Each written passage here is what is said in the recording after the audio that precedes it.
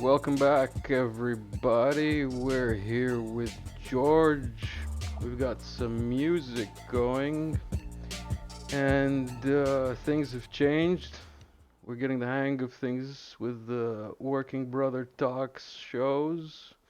And George is still here with us with his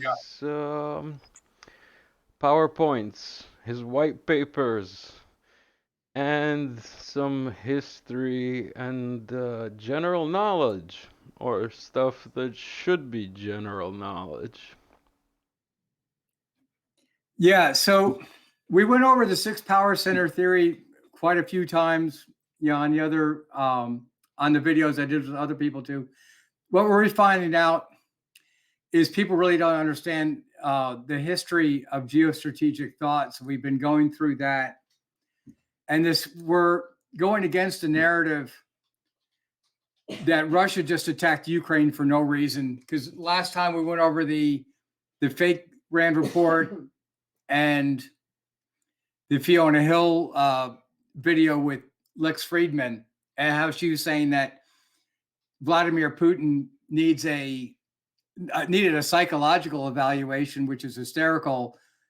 When no, this is a geostrategic explanation of Great Britain and the United States always trying to block in Russia's ports originally, and then it was trying to stop their railroads from integrating with Germany, and now it's the pipelines, because the more Russia integrates cheap energy into the other power centers, the stronger Russia gets, and the more connected. I use the Promethean dime integration of dime analysis is diplomatic, infrastructural, military, economic. The more cheap energy that Russia sends to Germany, the cheaper Russia's exports are to the world, the stronger Germany gets. Then the more businesses move from Germany to Poland and Russia, and it integrates Russia with Eastern, Central Europe and Western Europe.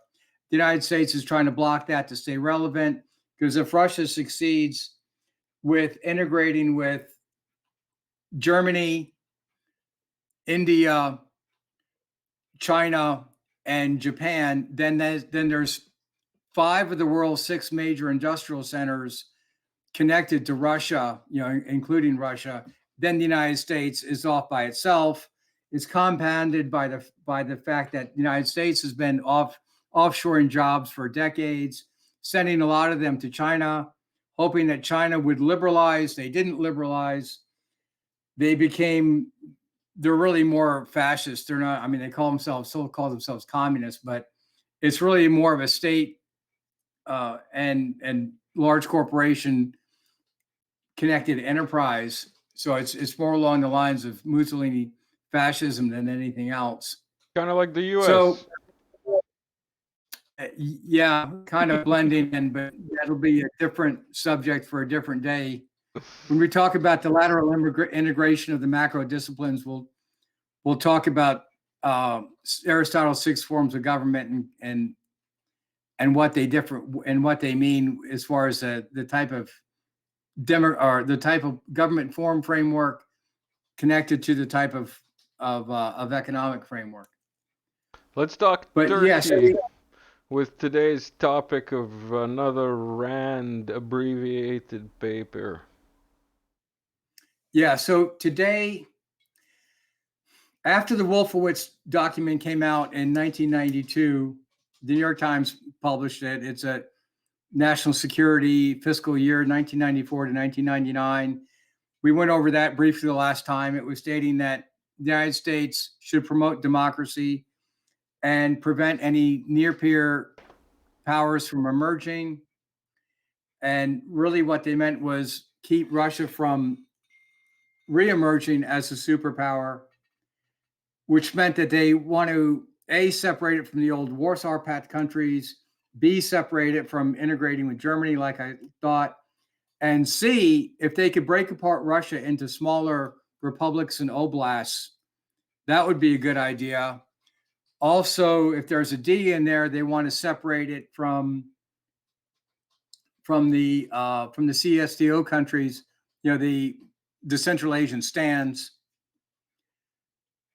So what Russia and China have been doing to counteract that, especially after the 2014 Maidan Revolution, is to build more overland integration and get away from relying on sea power to ship goods and to use railroads and pipeline infrastructure so the US Navy can't interdict it. So we went over that last time of, well, if the United States is following Speakman's buffer zone strategy and trying to use a regime change destabilization program during the Carter administration Operation Cyclone, what I mean by that is if you can get into the Central Asian stands and split up Russia and China by getting between them, you also have the big, tremendous amount of oil and natural gas in the Central Asian stands. So during the late 1970s with Operation Cyclone, Brzezinski and Stansfield Turner, both students of, in the Mackinder, Nicholas Speakman, George Kennan, Mahan type theory of how to use sea power to hem in Russia, hem in China, and also work the buffer zone areas of the Middle East and Central Asia, because the Caspian Sea region is such a huge, and Caspian Sea and the Persian Gulf, they're so huge in petroleum and natural gas, of how to keep that from falling into more or less, back then it was just focusing on Russia, but how to keep it from falling into their hands or having it fall into a small collection of dictators that can collude. Okay, you're talking about OPEC. And then starving the Western democracies from the energy sources that they need to maintain their industrial capacities and even to fight a war if it came to that. So the Wolfowitz doctrine was how to promote democracies and keep have an abundant energy flow for the whole global economy, which is a good thing.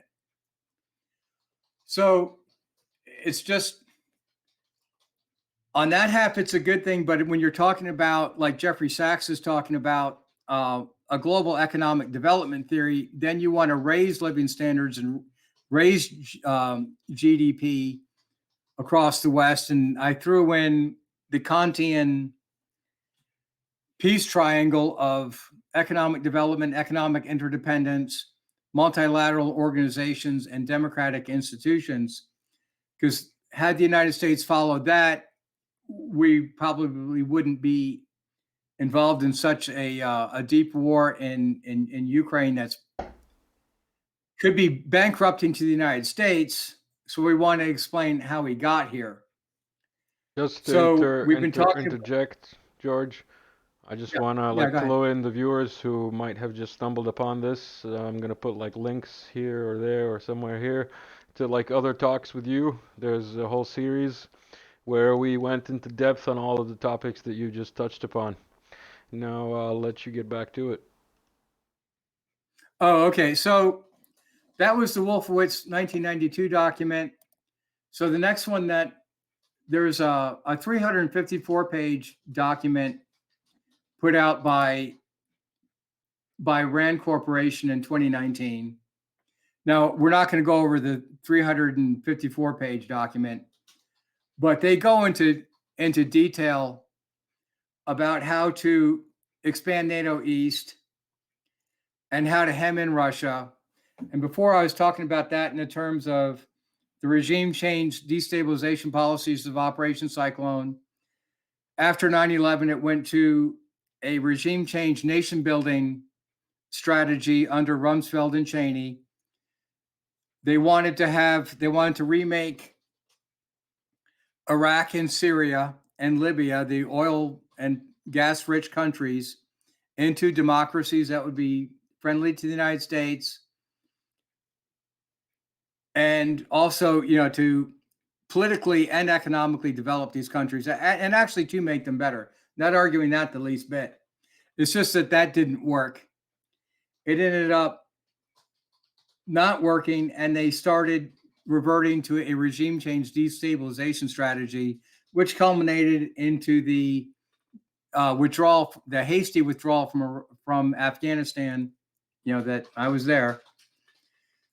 From there, it looked like they emphasized on moving to Ukraine, and we went over why the United States and NATO moved into moved NATO into into taking over Poland, Ukraine and Georgia as match sets, because then you're occupying the area where Russia's pipelines go into Eastern and Central Europe, because then they can exact transfer fees for the oil and natural gas and make sure everybody uses the petrodollar. So now we're going to go over the 12-page summary of that, because that's doable. We just want to give people an idea of the extent of the narrative that Russia was completely unprovoked. Putin is crazy. Putin attacked for no reason. All of that is nonsense. We went over before. So basically, George, you're telling us you brought more Russian propaganda brought to us by RAND. Absolutely, of course. And somebody even put it on the RAND website. It's like RAND must stand for like Russian American propaganda, something. Because all these white papers that you're bringing us are just, I would say incriminating, but others might look at it more leniently. But they definitely point to something. Yeah, so many people don't even know that it exists. So before we were talking about democracy is about informed consent, and if you don't even know that these documents exist, then the democracy is not informed, and it cannot be. Therefore, it's not democratic. So we're trying to get this out, because then it comes down to, if this is what U.S. foreign policy is based on, if the people in our government aren't even aware of it, how many people in our government are making the decisions? Yeah. It just begs one of those questions. In the United States, and you're in Belgrade, so how many, if the other Western countries aren't aware of these documents, again, how many people in their governments are actually making the decisions? In this case, it's mostly the EU consisting of unelected officials that are making the decisions. So since we want to make people aware of the 354-page document, which is titled "Extending Russia, Competing from Advantageous Ground." So people can Google that, and you're going to provide the links, I think. Yeah, why not? So we're just going to go over the 12-page document, because, like I said, we're just trying to make people just generally aware that this exists. And this is what they're seeing playing out in Europe. The idea is to overextend Russia. But what I've been arguing about ever since the Felix Rex shows is the United States is $31 trillion in debt. It's more likely to overextend the United States than it is Russia. That's that's my concern here. Right. And you're based you're based in Texas, if I'm not mistaken, yeah? But you travel around often. Correct. All right. Yes. I took I've been wending my way through Texas and Louisiana, looking at the oil refineries and oil fields and gas fields and that kind of stuff. Nice. Overextending and unbalancing Russia. Overextending. They seem to think that Russia is small and you can overextend it. I don't think Russia can be overextended. It's quite extended already as it is, Like, what is it, 7 time zones? 9 time zones? Something like that? Yeah. something like that. Let's Yeah, let's it's see what this white paper gets into, because off air we looked into it and there's a lot to talk about. There's you know, all kinds of interesting little tidbits. yeah. I mean, we can just read through it if you want. Okay, I mean, here it starts talking about Russia's different vulnerabilities. It has tremendous amounts of oil and gas in it, but the problem is it's only got three main subarctic ports, so they're easy to block in. And then it's pipelines.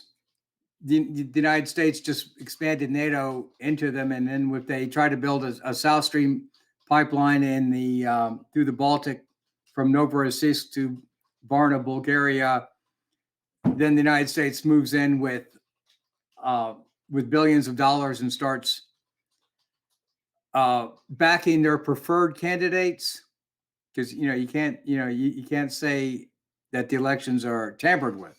When did that But happen? they're preferred candidates. When was that Yeah. in Bulgaria? When was that episode? Oh, I 2011. remember the pipe talk, but I remember it also being derailed, so to say. Yeah. So everyone's more familiar with the Nord Streams. Every Hmm.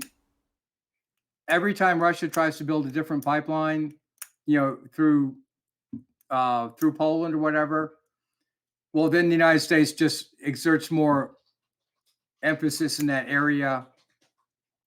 And when they do that, the transfer fees get upped, and then Russia looks for alternatives. So they tried to build a South Stream to Varna.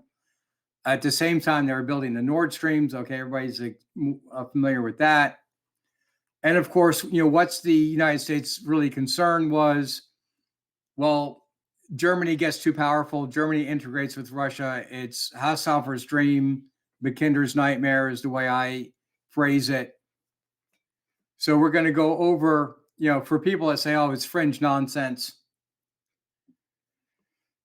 Well, I mean, we're just going to literally just read over the document. Okay, not every Everything word, but we'll just go. everything sounds crazy until you spend enough time looking into it.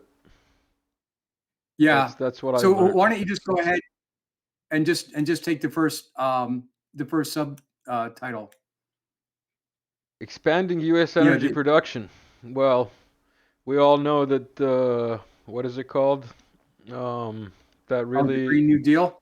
well, not the Green New Deal. That type of shale oil, is that what it's called? Like The the fracking. fracking. There you go. The fracking. They started Yeah, that a while ago, so that's definitely, a real thing that they tried to do. Imposing deeper trade yeah, on financial sanctions. Definitely something they've done. yeah. So yeah, the Trump administration put a lot of emphasis on fracking and other forms of exploration here, and the United States started producing a lot more energy. Of course, the sticking point is, pipelines from the sand oils up in Alberta, up in the Edmonton area, and then bringing that to here through the United States into the southern ports through the Keystone pipelines. That was again blocked.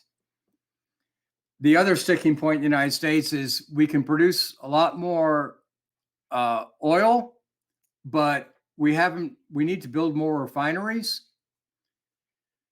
So currently the United States is producing more oil, but it's actually shipping the crude to other countries and having them refine it and sending it back. Yeah, but I don't think Again, it's this still expanding U.S. energy production. I don't think it. How can I say? Focuses on the U.S. customers. I think it's just a strategy of trying to get Russia out of other markets and therefore decrease their income. yeah, you have different ways of doing that. One is to increase more global supply, and of course, the Western companies do geological surveys, and they go over. I'm going to use the wrong word. I'm going to say ground penetrating radar, but it's actually different kinds of seismic testing. But Mm-hmm. just to get the point across, over the land, different areas with aircraft, and well, just all over the place, especially in the developing world, looking for the most likely places where there'll be oil and natural gas, and then drilling there, because the more supply you have on the market, the more the prices drop, the more people are dependent on any one region of the world if other regions of the world are producing. So that's been a major strategy. And again, this is domestic politics. The right, whether it's in the United States or in Western Europe, wants to increase different oil production, different extraction sites of oil and natural gas, and increase more pipelines so it's easier to ship back and forth, and create more refineries, because obviously you need all three areas before the consumer can actually use gasoline or diesel or motor oil or natural gas out of the stove. So yeah, let's go to the Speaking next of one natural here. gas out of the stove, how do you feel about the new ban on natural gas cookers in the U.S.? Any take on that? Oh, yeah, again, the left wing, whether it be the Green Party in Germany or AOC and the Green New Deal here, it's not practical. It's really absurd. But we're producing college graduates that I don't know if they think that they believe in the money fairy or daddy's going to pay for everything. It's very Freudian, because it's a father type figure is going to magically produce everything. And I guess they think that science is this daddy like or godlike figure that's going to make the renewables automatically viable when they're not. You still have fossil fuels are viable and nuclear fuels are viable, and they want to get rid of both. Yep. So yeah, so here, right off the bat here, they're talking about expanding U.S. energy. It's to make us more independent, but it's, like I said, it's a deeper strategy than that. It's about getting as many petroleum production sites over in the developing world as well. The next one's imposing deeper trade and financial sanctions. Yeah, again, the idea Nothing needs to here be is said to about use, that. They've like this. Russia is the most sanctioned country. Kadyrov is the most sanctioned person. Like nothing needs to be said. yeah, yeah, and some other people, like I've been discussing behind the scenes. Again, we need some of these. Everything needs a video on it. When I say petrodollar, that's just a way to force people to use dollar transactions, so things are connected to Wall Yeah. Street, so they can also start bringing other countries into court for intellectual property right infringements and other types of controls to control other foreign multinational corporations. Yeah. So it's we don't want to go into too much of the detail of that, but just when I say petrodollar, there's a whole bunch of other legal parameters that come into play there when I'm saying that, because it's a way for Western elites, whether Wall Street or City of London, to exert control over the developing world to Yeah. a much farther extent, and people don't know that these legalities behind the scenes that that can be used to pressure countries into doing stuff that's against their interest. Rather than build a business inside their country to develop it, the Western financiers take someone's idea and then move the business to a place where they can profit, and the home country, the original country, does not. A bunch of Let's that goes on. let's keep moving to the Yeah, next 2 points because they're already starting to get spicy. Increasing Europe's ability to import gas from suppliers other than Russia. Sounds a lot like that pipeline Next to the Nord Stream that the polls opened the day after. Yeah. Well, when you get into, okay, off the screen, or before we're talking about, the regime change destabilization policies of the Carter administration. Then in GWAT, it became What's the GWAT? regime change. Oh, global war on terror. All right. Just for the layman. So, all right. So whether it was, you get into some conversations whether the United States was ever actually into regime change, nation building, or was it regime change destabilization the whole time? The more, here are the premises: the more oil and petroleum, oil and natural gas fields you can find in North Africa, then you can pipeline that underneath the Mediterranean Sea into Europe. And then you have alternative energy supplies where where Germany and Western Europe would stop buying oil and natural gas from Russia and become less dependent. Again, this is where the United States, the purpose of NATO is to keep the United States in Western Europe, to keep Germany and the German world down in Europe, and to keep the Russians out of Europe. So if you're going to restrict the oil and gas supply coming in from Russia, then you have to create alternatives. So the World Trade Towers blew up, plane crashed into the Pentagon, and Rumsfeld and Cheney want to make a massive move, not only into Afghanistan, but make up a lot of reasons to go into Iraq as well. That doesn't work out so well as far as the nation building aspect goes. I think I was over there too. A lot of people really did want Iraq to be a successful, somewhat more liberalized than it was. When you say people, you More mean economic. like people on the ground, or do you mean like people in power back home, so to say? Well, I'm talking about people on the ground. I mean, Like people you had we gave it contact our with. all. They were how should I say, pro rebuilding Iraq. Oh yeah.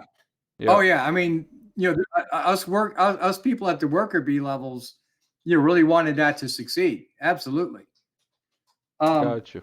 that's why a lot of us are really disappointed with all the time that we spent in the Middle East, and then it all just collapses the second we leave.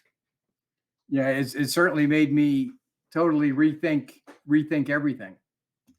So, not just the last year, but the whole time frame. Yeah, Just I was a good little neoconservative, 2 decades ago, and then after being in Iraq and Afghanistan, no, hmm, not anymore. got it. So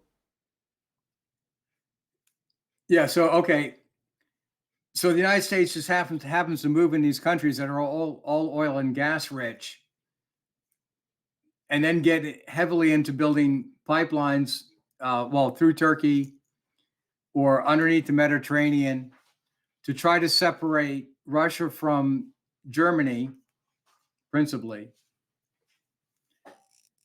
And Russia keeps on building pipelines either way, and then um, German, with Merkel, started building Nord Streams, and then the United States really started to get more aggressive in Western Europe. So let's see. Let's go to the next one. Let's see. So that was increasing Europe's ability to import gas from suppliers other than Russia. Next one is encouraging the migration from Russia of skilled labor and well-educated youth. Like I All the said, sanctions are. it gets spicier and spicier as you go along. Encouraging the immigration of skilled labor youth. Are you like serious? They like actually put this down on paper. I'm just astounded that this is on paper. Yeah. Okay. Before we went over the fake RAND document, and yeah, I actually do think that's fake. But the fake RAND document, where are they getting their ideas from? And then, we're looking at the real ones now. So Yeah, this one's on their website. yeah, exactly. This is on their website. Just let me click here, and then you can go here, and then the document itself. If you click to it, there you go. We're on their website, and the whole thing is on their website. Now let's go back to the document. Oh yeah. All right. So Encouraging the immigration. What to say? What to say? Oh yeah, I mean, okay, the United States has always had a lot of different student exchange programs. So, that's one mechanism that the United States has always used. I mean, I go to game theory conferences, and there's tons of Russian mathematicians, and mathematicians usually go into other sciences, especially engineering and the IT fields, software. Yep.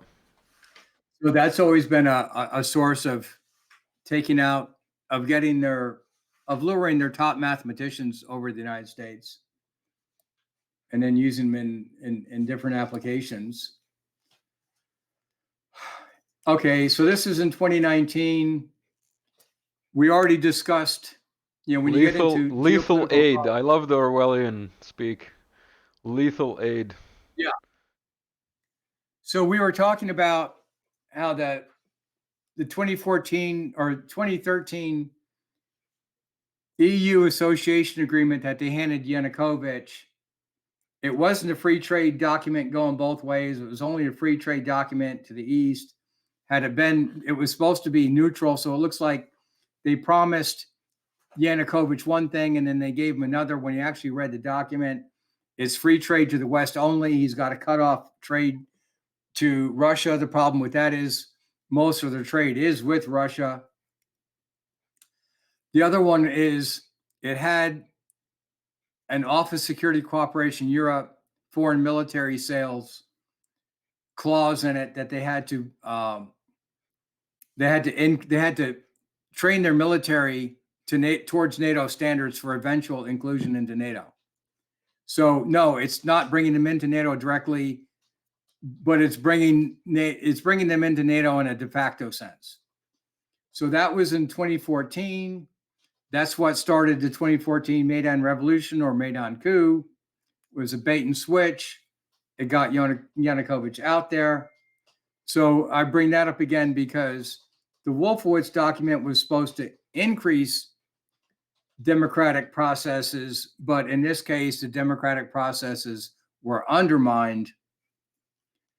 And that's what started the lethal aid to Ukraine push, officially in writing. So then the next That's why I really enjoy having you on, George, because the dates, the names of all the operations. You've looked into it in a very academic manner, and that has to be pointed out and respected. Kudos to you, as they'd say. Keep going. Oh yeah. Well, I'm trying to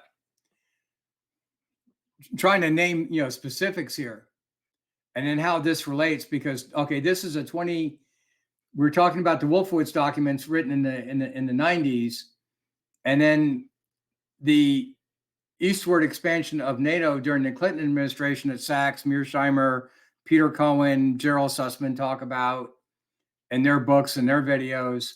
So here, when in the 2019 document, they want to increase the lethal aid to Ukraine, which they certainly did. Trump was under such siege, he was so afraid to be being called pro-Russian that he went ahead and signed the documents for lethal aid to go to Ukraine. Obama did not. Obama resisted that. So the neocons like Bolton and people like that, they were on Fox News castigating Obama for being soft on that. Mitt Romney, same thing. Lindsey Graham, throw him in there. They were castigating Obama for not being tough enough against Ukraine, but he actually really did want to have Ukraine be more neutral.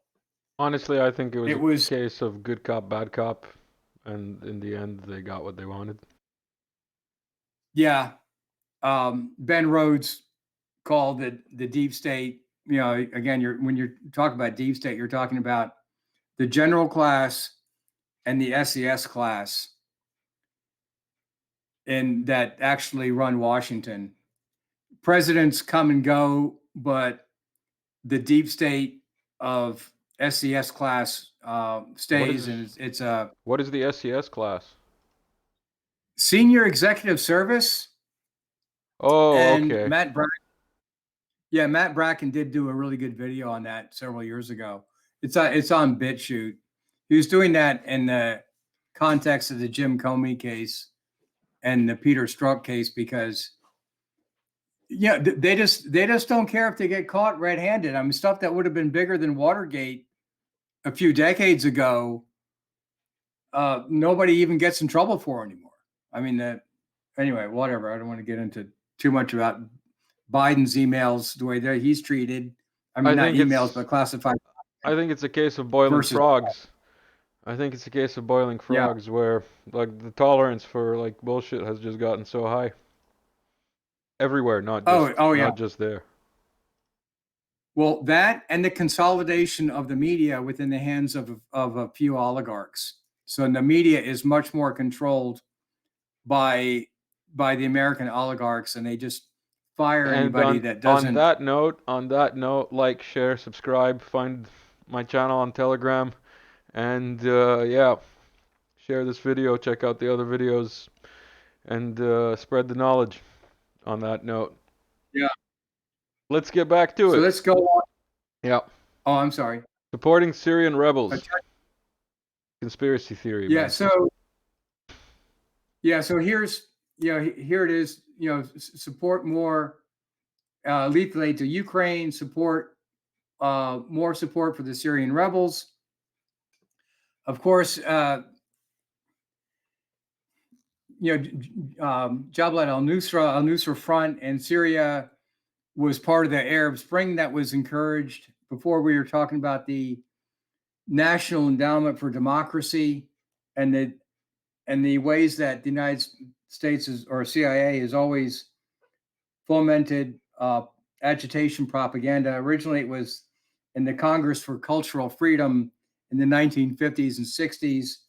Then in the 1980s, it became funded under the National Endowment for Democracy. I forget the intervening agencies that it was used, but the Carter administration had outsourced it to some other organizations that were not CIA, that were congressional funded, but they'd started outsourcing it to more and more Washington NGOs and think tanks, and then who then have offices abroad. And then the multinational corporations contribute to those things, and it's to change elections in the developing world to be advantageous to United States multinational corporations. So getting back to Syria, Al Qaeda in Iraq was pretty much done by 2010, but then after the Arab Spring and they tried to overthrow Bashar al-Assad, again, it's the United States working through these different agencies to fund these different organizations to overthrow regimes they don't like. You mean liberal? So What were they called? Moderate rebels. Moderate rebels. That was the term. yeah, and they're, like Erdogan said lately, they can call them whatever they want. The United States is funding Sunni Wahhabist organizations, which in global war on terror, there were supposed to be the terrorist organizations that we were fighting against. When Hillary was Secretary of State, it was posted on a Telegram channel. It was going around again over the summer when she was testifying before Congress. She said, "Well, the groups that we're fighting now were the groups that we were funding 20 years ago." She was talking about the Mujahideen groups. So let's see. So yeah, we go from the color revolution in Syria during the Arab Spring. That was, Facebook was bragging about fomenting the Arab Spring in North Africa and Central Asia and the Middle East. And these are all groups that were that are funded, through think tanks, and big tech, of course, has immense DARPA and DoD funding. So then, see, you get into promoting liberalization in Belarus.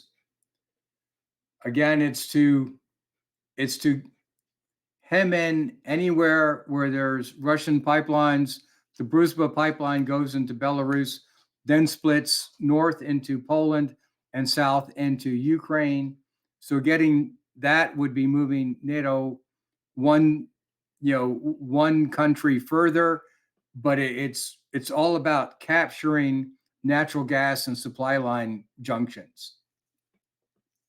Let's see, expanding ties in the South Caucasus. 2003, the United States put a lot of money into funding Saakashvili to give them a similar type of European Union agreement with the NATO riders also involved. May not be formally a NATO country, but they certainly have U.S. backed training in Georgia since then. A lot of joint military exercises, and I see the Georgians do a lot of security for the NATO bases in Afghanistan, and I see them other places too. But we'll move on. But yeah, it was about moving the United States and NATO into Georgia, because the Baku to Tbilisi to Kars pipeline that goes through Georgia is they're trying to have a big presence there because it's another big pipeline junction. Let's see, reducing Russian influence in Central Asia. After the What is Central Asia in this context? What exactly? Well, they mean Turkmenistan, Uzbekistan, Kyrgyzstan, Tajikistan, Kazakhstan. Right. We covered that also. Countries. Yeah. So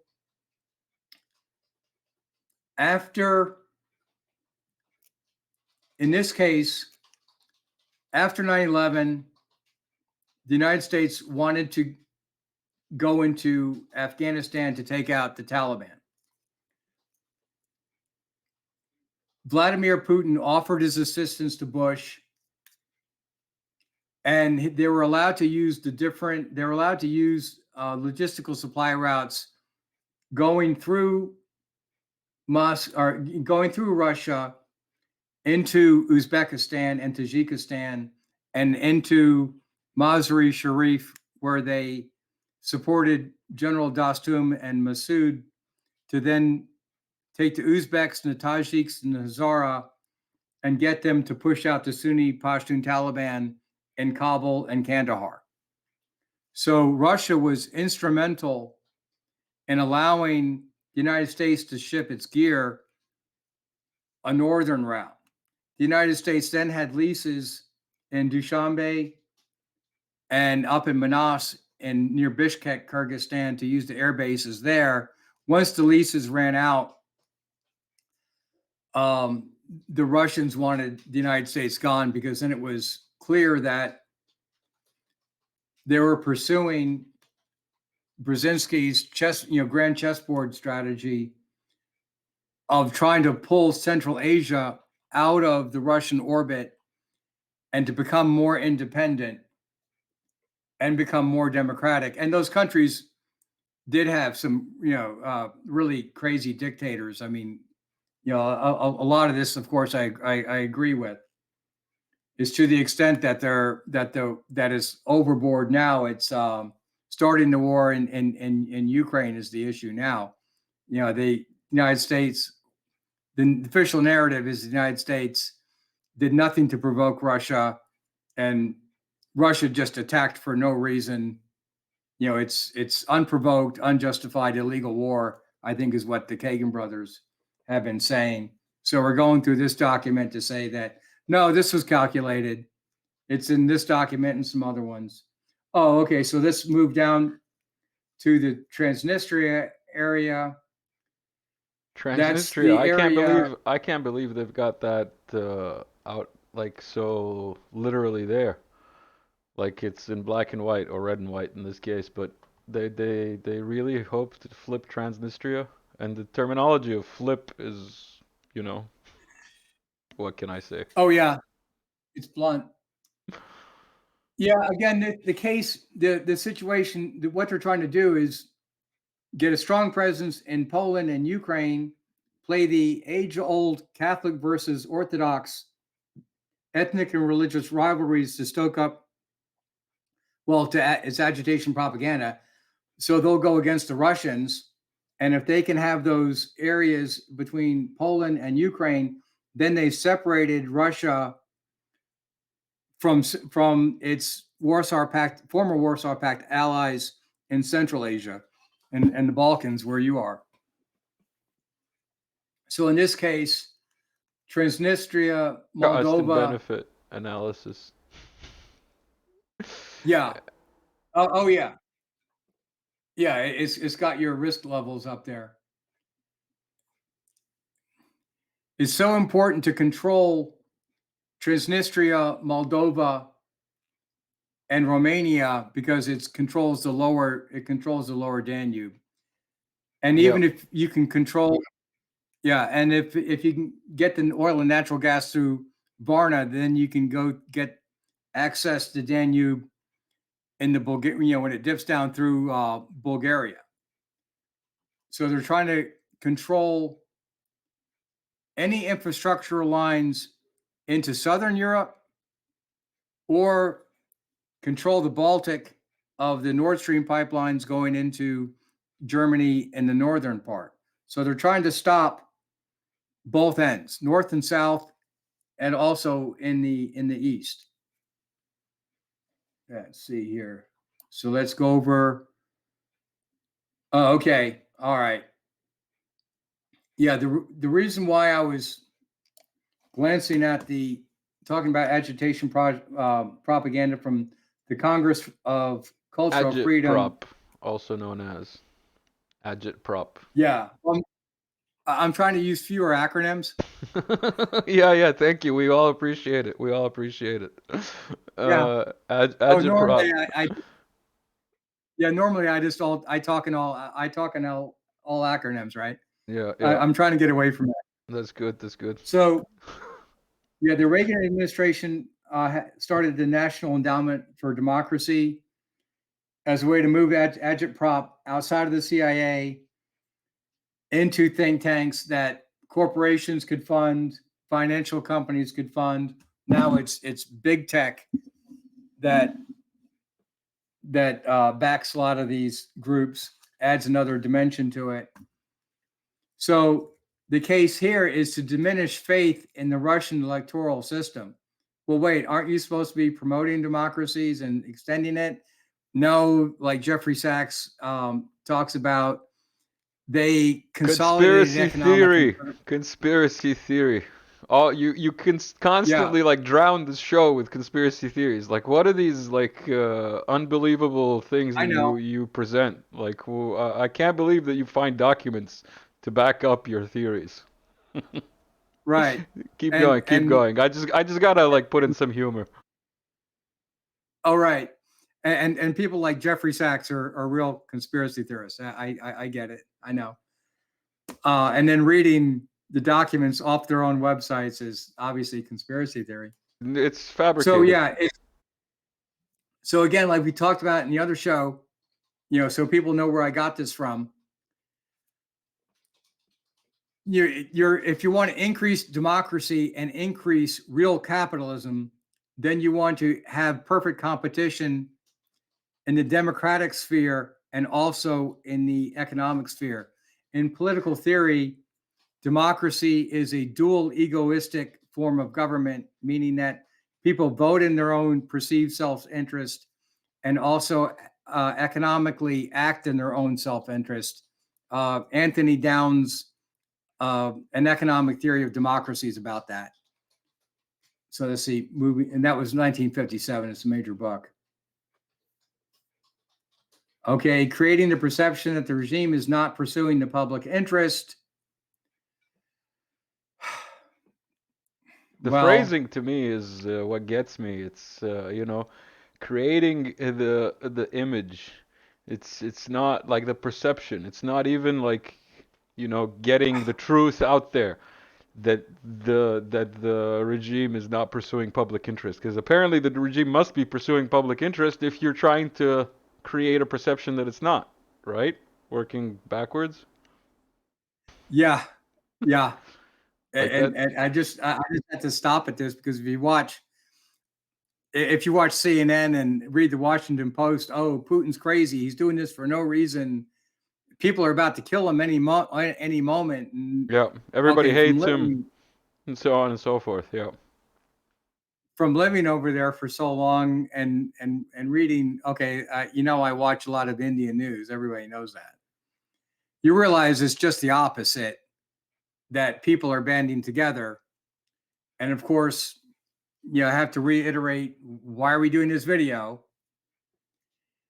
And if this backfires, it's going to be catastrophically bad for the United States. So if you really love the United States, you're not going to want them to pursue a course that's going to backfire and bankrupt the country and lose our allies.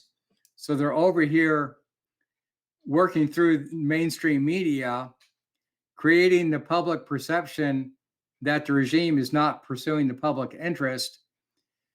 Well, when you go through the different phases of the terrorist attack cycle of target selection, surveillance, reconnaissance, the actual terrorist event, then fleeing the area so you don't get caught, and then exploiting it through the media.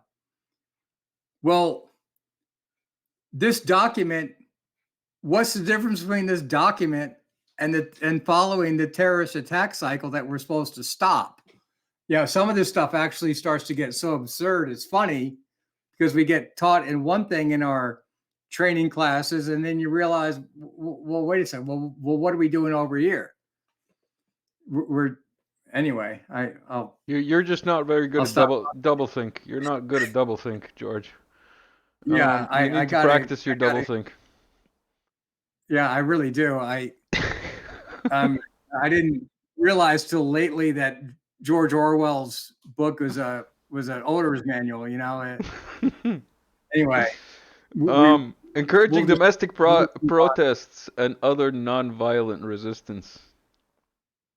Yeah, the Arab Spring, the post-George Floyd Antifa BLM riots, they do it domestically and they do it abroad. And like I was talking about the EU association agreement, the Democratic Party in the United States will tell people that they have an infrastructural bill and it's all social services, social spending, or they'll have a Inflation Reduction Act, which is more inflationary social service spending.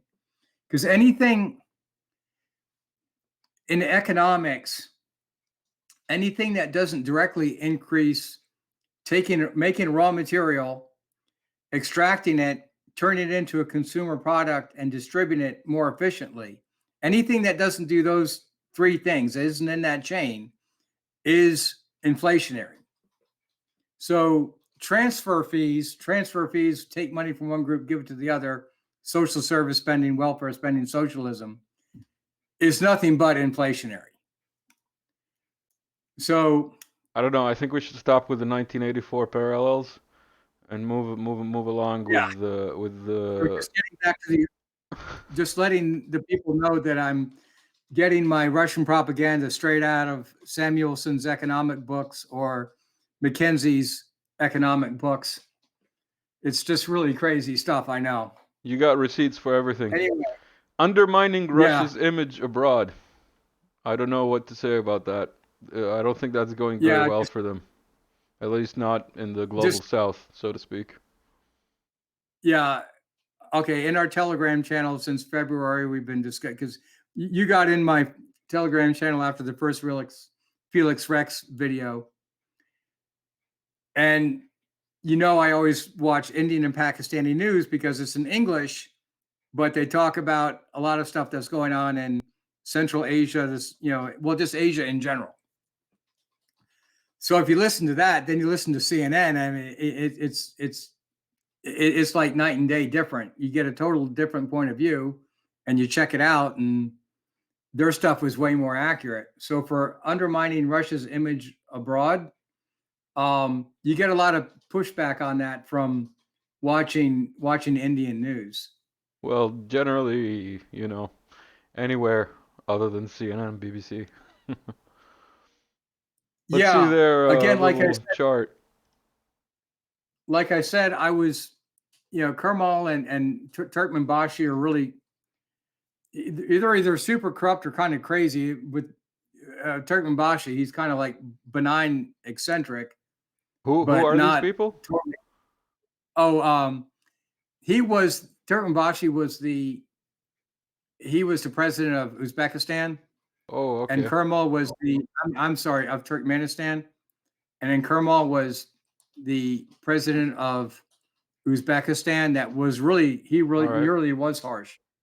So I'm not against liberalizing these people, but when Mm-hmm. you start to put in, whenever the United States puts in a U.S. puppet, it always fails. Yeah. So then these leaders end up hating the Russian regime change strategy. So instead of wanting to get rid of Putin or make more liberal reform policies in Russia, it's done the exact opposite, like Mearsheimer's been arguing. So we're actually backing him up in that sense, where when you kind of do this too aggressively, it ends up backfiring. Because I'm not against advancing democracies. I'm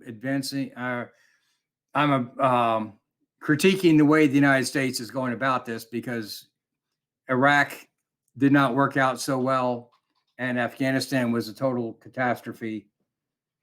So that's what kind of got me into doing this. We're already about 57 minutes in. Let's keep kick it into high gear so that we can pump this out in the next half hour or so. Because I think we are gonna drag this on. We could drag this on for like 6 episodes if we wanted to, but like I think we need to Yeah. get to the more spicy stuff in this document. Reposturing, sorry, not repositioning, reposturing, whatever that means. Bombers within easy striking range of key Russian strategic targets has a high likelihood of success and would certainly get Moscow's attention.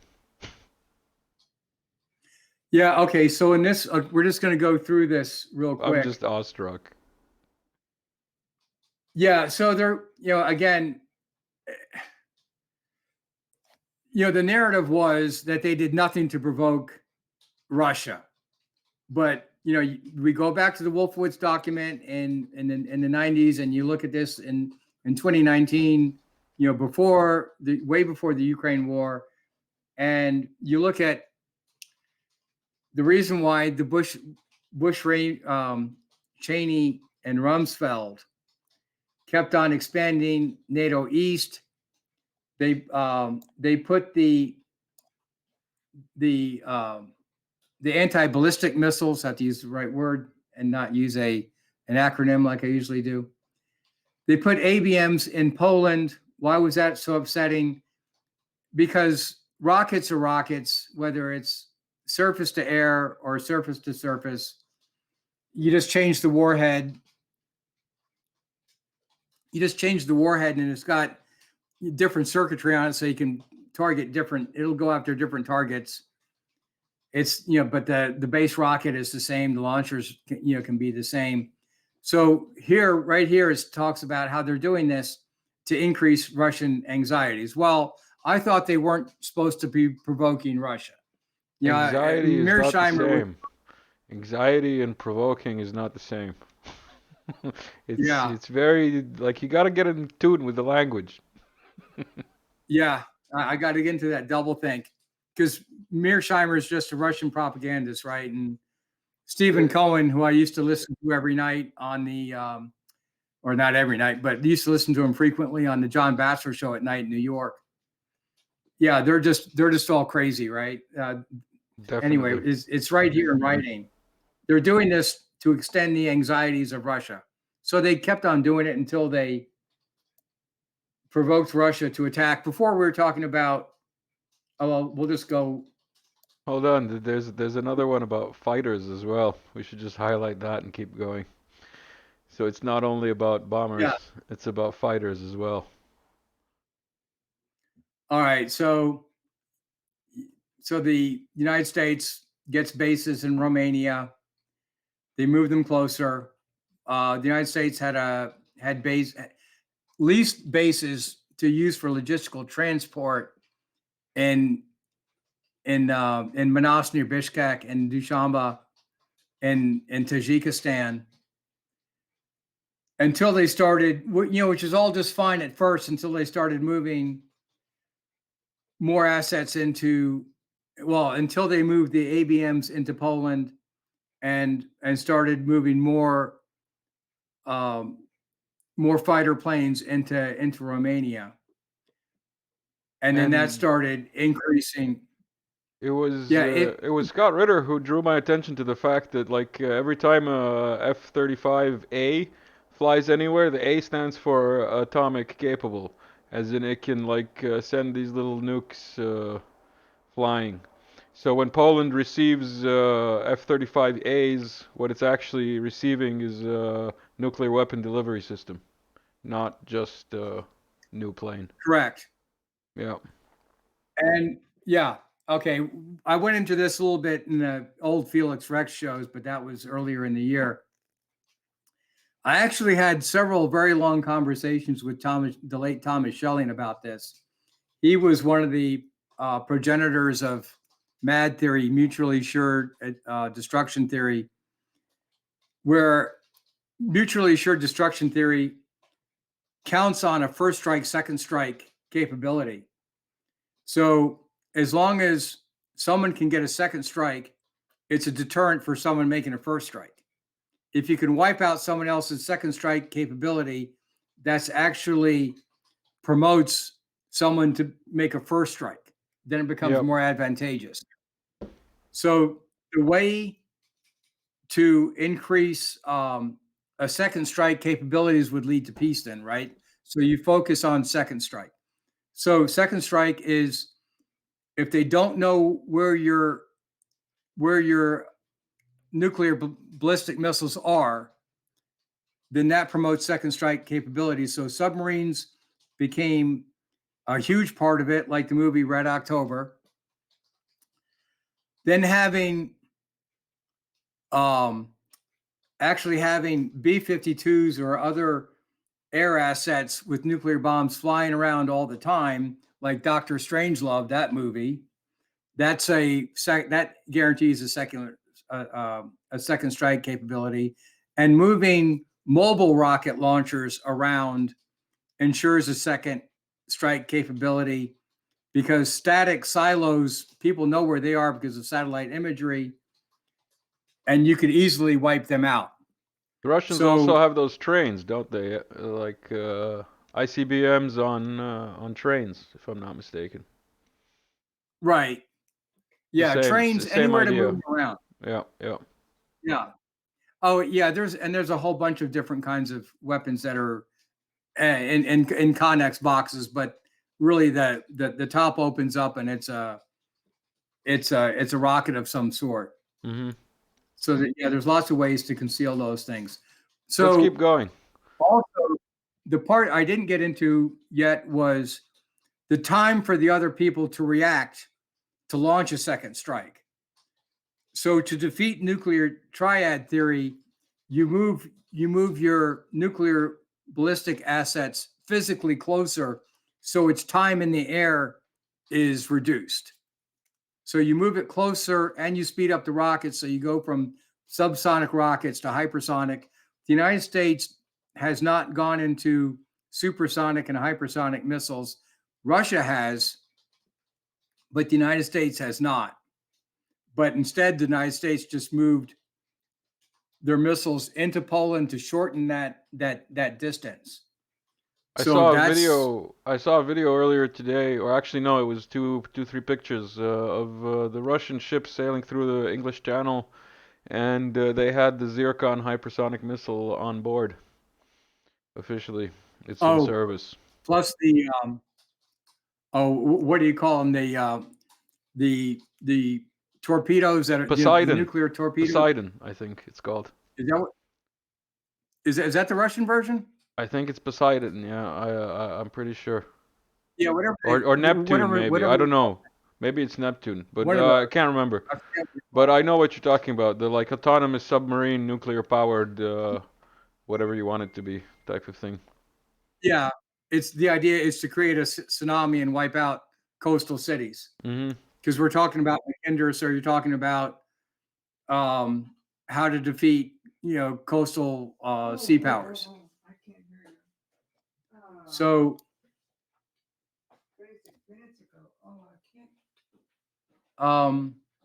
okay, so this is about having a much more aggressive stance, much closer. And again, then it goes through the cost benefit risk analysis. So yeah, they think this far ahead to actually put that on there. But again, the Russian war, as Kagan said, was unprovoked, unjustified, and illegal. Yep. So it's so unjustified and we're only 7 pages in, and I can't find a single reason why they would feel provoked. Yeah, not to mention Operation Seabreeze in 2006. You're a native speaker. I'm not a native speaker. Yeah. I think of myself as fluent, but explain to me what goad means. I mean, I know what it means, but explain to the viewers what United States might goad Russia into costly. Give me a synonym for goad. You got a synonym with maybe P? It's provoking somebody. What can I say, man? What can I say? Keep going. Let's see, where are we? Yeah, we're trying to get through this. Yeah, okay. And the idea here is to increase the anxiety of Russia so they start building up more militarily. Well, guess what? Over the last 2 decades, they did build up militarily. And the point here is they thought that Russia was going to become bankrupt. Well, no, they didn't become bankrupt. They started trading more with Russia. I mean, Russia started trading more with China, and they started trying to become more independent and developed and independent or autarkic, as I used in the last video, from the West. Let's see. All right, so here you go. Increase in Allied naval force posture. Again, Operation Seabreeze inside, after 2006. So you had the ballistic missiles moved into Poland in the early 2000s. You have Operation Seabreeze in 2006 to sail basically into Romania, because that's who that's where the NATO bases were. And yeah, it's to make the Russian Black Sea Fleet in Sevastopol feel vulnerable. So they succeeded. Yeah, so Russia moves more assets into Crimea, not less. So yeah, checking the Black Sea buildup. Here it is right here. Is to drive up the cost of defending Russian bases in Crimea and lower the benefit of Russia having seized the area. Seized the area? Didn't they have like a They've been base there that's been there since they like I don't know, forever? yeah, Catherine the Great in 1783. So Khrushchev, a Ukrainian, hands it Give us a over. brief history lesson. Yeah, gives it to Khrushchev gives it to Ukraine when it was all the Soviet Union. It was all one country. So now they're saying so the country breaks apart, but Russia's not going to leave its Black Sea fleet because Rostov on Don is its only warm water port. But the Sevastopol was like even after the collapse of the Soviet Union, from what I understand, the Russian Federation had like a lease or some kind of arrangement that they're like there for the next 200 years for sure. So when they say that, Russia took over these places in Crimea, they didn't. They were there already, you know? Am I Yeah, they're wrong? there already. Am I Yeah. wrong? Like correct me if I'm wrong.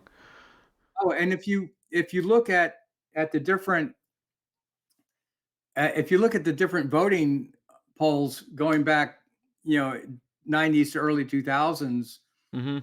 they it's a heavily Russian area, and they vote for the pro-Russian candidates like 80 or 90%. It's a Yeah. ridiculously high percentage, and it's always been like that. Not since the controversy since 2014, but I mean, yeah, at the different polling sites because we were talking about those in the Telegram channel over the summer. So, yeah, again, here it is right here. Checking the Black The Sea Black Sea build buildup. out. This is like Okay, basketball terminology, huh? When you like body check somebody in yeah. basketball. So, yeah, they make the Russians feel more insecure. So the Russians do a buildup, and no, they're not bankrupted. They're actually doing quite well. But yeah, it's to take over Rostov on Don to block off shipping. We discussed it, yeah. Yeah. And with a handy dandy color chart as well. So then the next one, yeah, we want to get through this, but yeah, so then the next one is building up multi-domain cost imposing measures. They moved more and more NATO forces east. Even if a country is not in NATO, in the EU agreement, they have the Office of Security Cooperation Europe foreign military sales, Oh, I NATO see, standards yeah. clauses. Okay, so they increase the training and the exercises. Again, that's stipulated in the EU agreements and the different, Schengen zone agreements for the ones that are actually inside the Schengen, like the Schengen area, like the Baltic states. Yep. Okay, so here is developing but not deploying an intermediate range missile. Well, you have the rocket launchers there, but not exactly the correct rockets. But if the rocket launchers are the ones that are difficult to ship because they're bigger, bringing in the I think I distinctly remember somebody saying that that wasn't like somebody from the official narrative saying like, no, no, these are just launchers. They can't launch different kinds of missiles. Like I yeah, specifically remember somebody, I can't remember who, but somebody, you know, the same argument only like inverted, basically. yeah. Oh, this stuff's ridiculous. It's just, so you can fire a full metal jacket round out of a gun, but no, we're never going to put, you can't put hollow points in it or whatever. I mean, no, you just, it's the same launcher. You just change the bullet or change the rocket. It's the same thing. So Incremental you put, investments in new technologies. What does that mean? Do you think that means biotechnologies and all the like biolabs that we saw in Ukraine? Because those are new technologies. yeah, Or do you think well, that's reading too far into it? look, we don't want to get nuked off, off of all. We're This is a not comedy even. show. This is all satire and comedy. None of this is real. Yeah, no, you're right. Let's Any see. resemblance to So reality is coincidental. That's the disclaimer. yeah. This So whole again, channel, that's what it is. so you have your different course of action options. So it's all worked out in the military decision-making process. You have your different COA options here. Implications for the Army. All right. So the Army starts to get more Ukraine and Polish speakers and get a bigger presence in the East.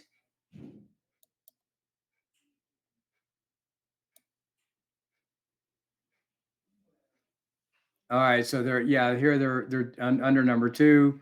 The Army, okay, well, I'll just go number 1. The Army should rebuild its linguistic and analytical expertise on Russia. The Army should consider investing or encouraging the other services to invest more in capabilities, such as Army tactical mission systems, indirect fire protection capabilities, increment 2, longer range air defense, and other systems designed to counter Russian anti-access area denial capabilities. Even if the Army were not directly involved in extending Russia per se, it would play a key role in mitigating the possible blowback.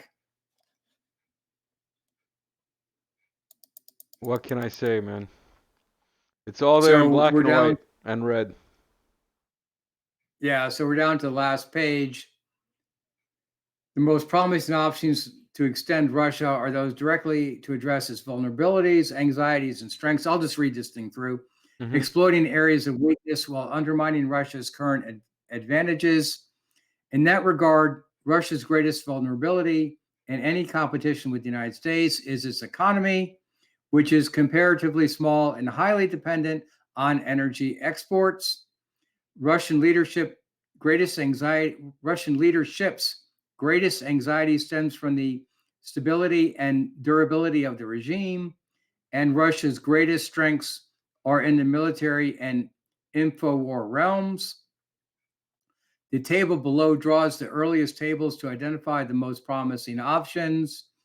Most of the options discussed, including those listed here, are in some sense escalatory and most likely would prompt some Russian counter escalation. Thus, besides specific risks associated with each option, there is additional risk attached to generally intensified competition with a nuclear-armed adversary to consider. This means that every option must be deliberately planned and carefully calibrated to achieve the desired effect.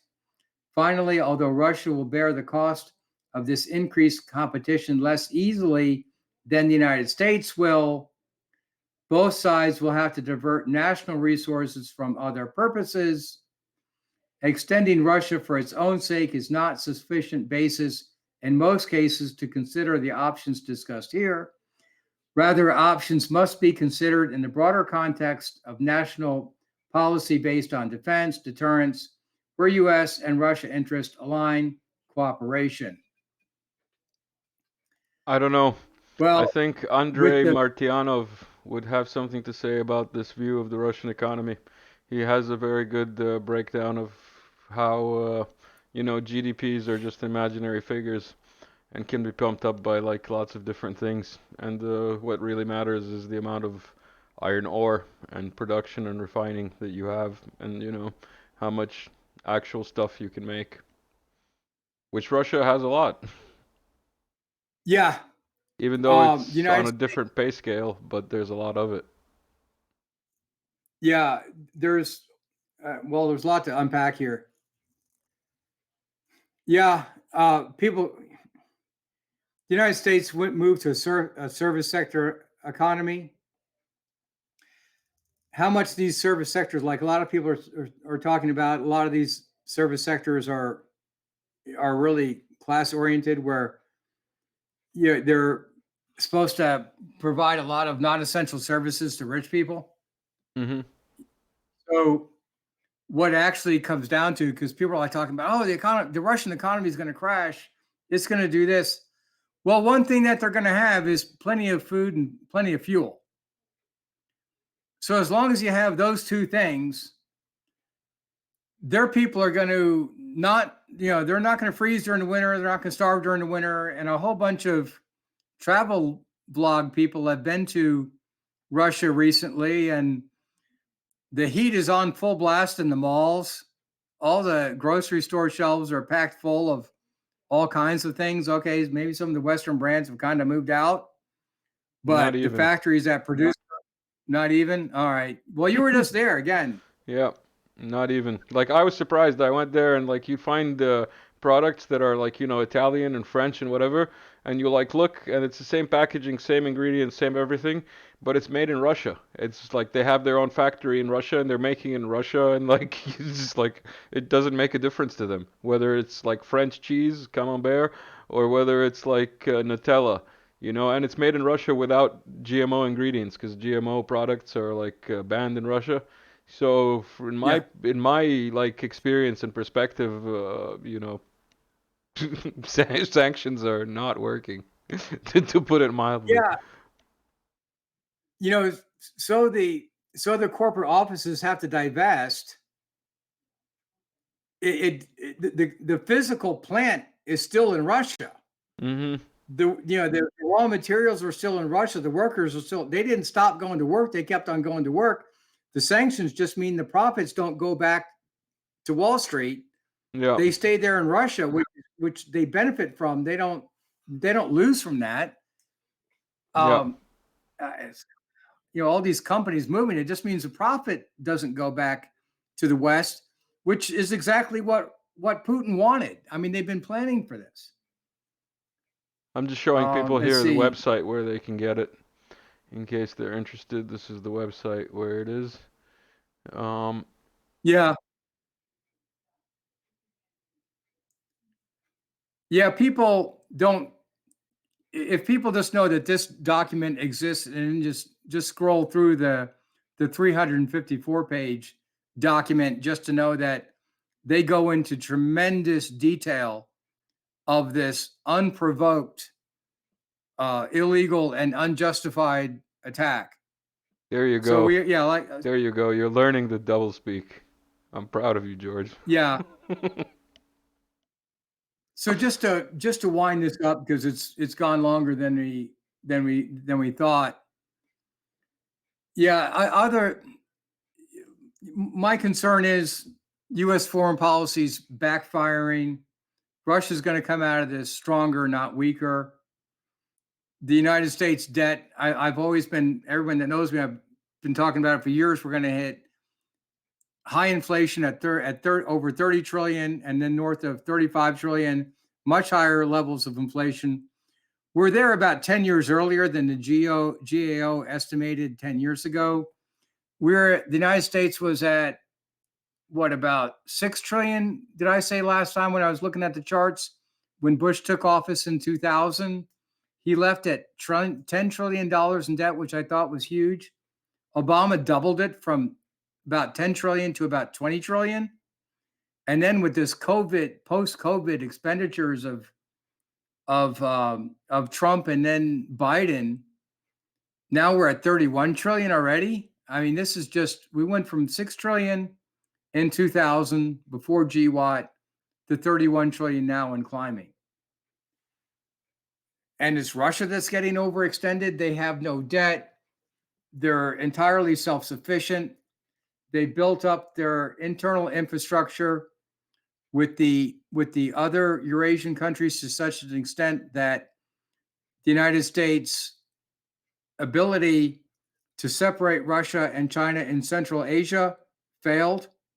It's in a destabilization strategy of using these different NGOs to fund the different VEOs to start, blowing up pipelines or blowing up all over the place.